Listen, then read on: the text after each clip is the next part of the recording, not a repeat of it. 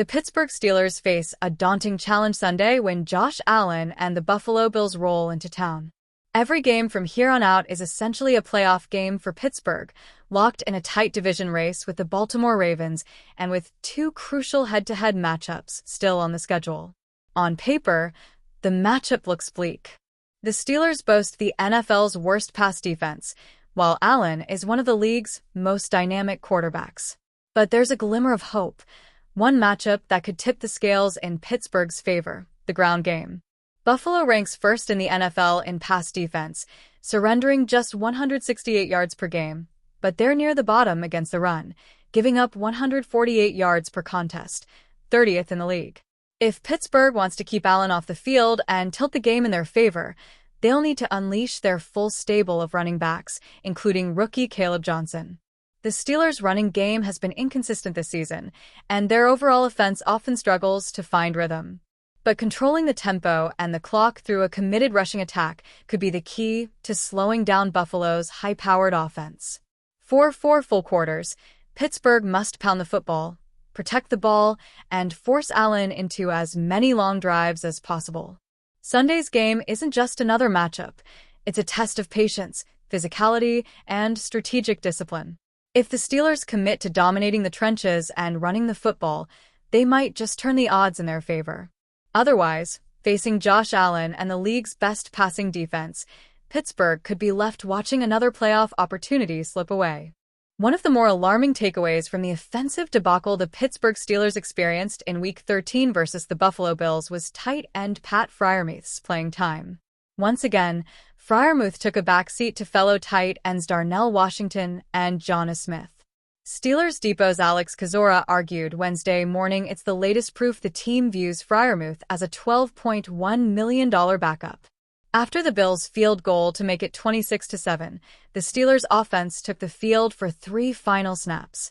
Meaningless and uneventful. 2 runs by rookie RB Caleb Johnson, 1 incompletion by QB Mason Rudolph.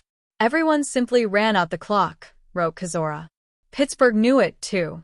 The Steelers pulled key starters and played as many backups as they could. Those removed? QB Aaron Rodgers, WR Metcalf, RB Jalen Warren, RB Kenneth Gainwell, TE Darnell Washington, and OG Isaac Seumalo.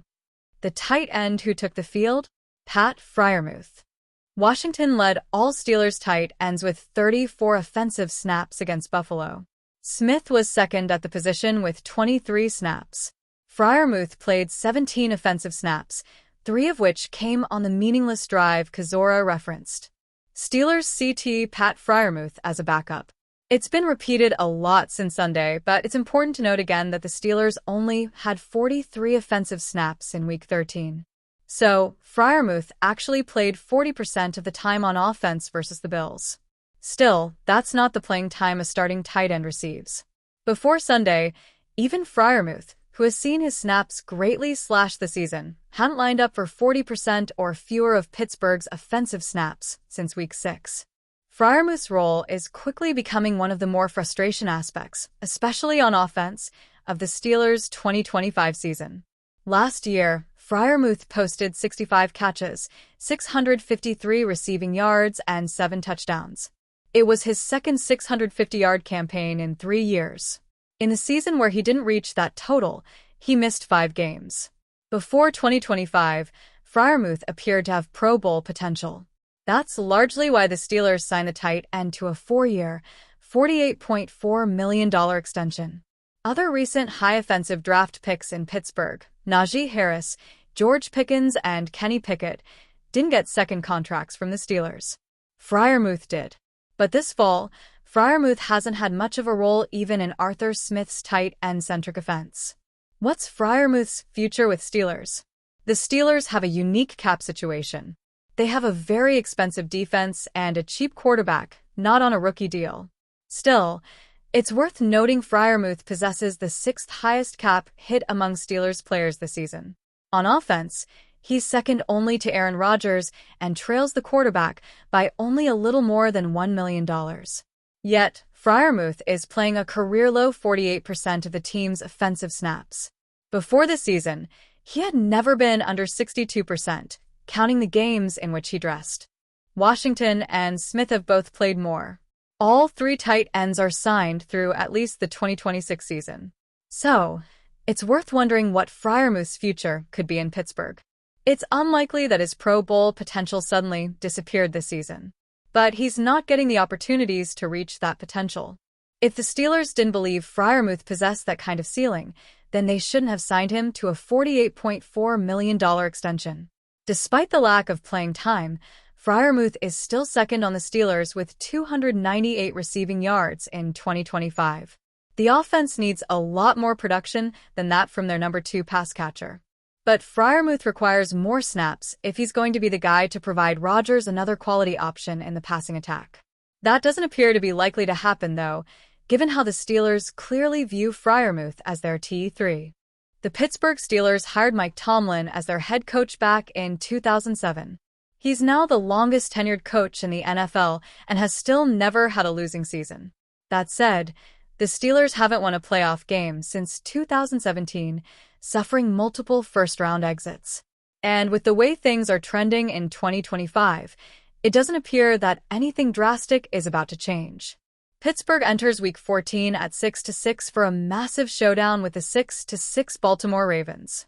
Despite being tied for first place in the AFC North, frustration is starting to boil over in the Steel City following their 26-7 home loss to the Buffalo Bills on Sunday. Chants calling for Tomlin to be fired echoed throughout the stadium, a surprising turn given everything he's accomplished with the franchise.